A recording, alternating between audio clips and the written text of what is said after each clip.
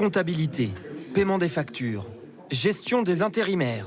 Je vous téléphone au sujet d'un recrutement pour un poste de magasinier. Le nouveau métier de Laurie n'a vraiment rien à voir avec ce qu'elle a fait pendant 10 ans. Ça, c'est mon ancienne vie de coiffeuse. Et en 2020, avec les confinements et tout ce qui était couvre-feu, on a découvert le fait de rentrer tôt chez nous le soir. Et ça a vraiment changé notre vie. Ça a été un petit peu le déclic de tout ça à ce moment-là. Laurie a démissionné, s'est formée pendant 8 mois grâce à une aide de l'État et vient de décrocher un CDI. Faut quand même vérifier, s'il te plaît.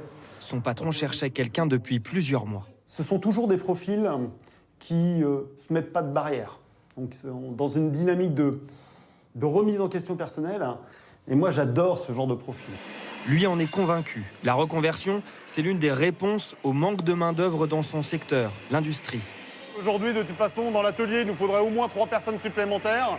On ne trouve pas. Non, on ne trouve pas. Donc, on prend les personnes qui veulent travailler, les personnes qui veulent apprendre. Autre profession qui manque désespérément de bras. Bonjour. Bonjour, bonjour. Celle d'aide-soignant. À 54 ans, Xavier est un petit nouveau, encore en stage. Allez, on pose la mobilette et puis on s'assoit. Son ancien métier, releveur de compteurs électriques. Je vous laisse attraper la table. L'arrivée des relevés à distance a eu raison de son travail. Il a été licencié.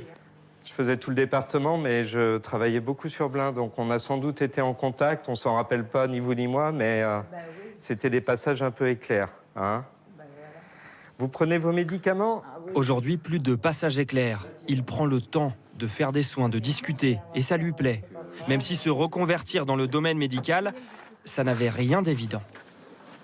Sur mes premiers lieux de stage, ça a été les premières remarques qu'on m'a fait. Mais comment c'est possible, à 54 ans, que tu commences une formation, alors que nous, à 40 ans, on est déjà cassé en deux. Je suis quand même assez fier de m'engager dans cette voie-là.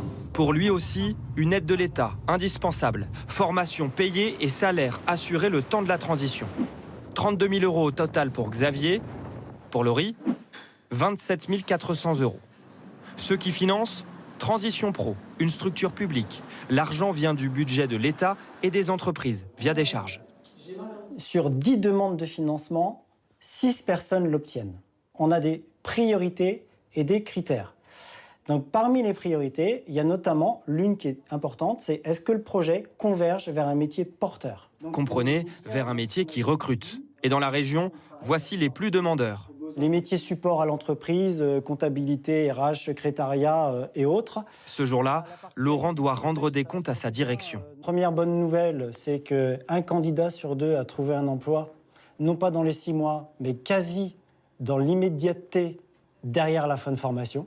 Si la reconversion vous tente, un conseil, ne démissionnez pas sur un coup de tête. Pour profiter de leur aide, il faut être salarié. Sur les 6 derniers mois, on avait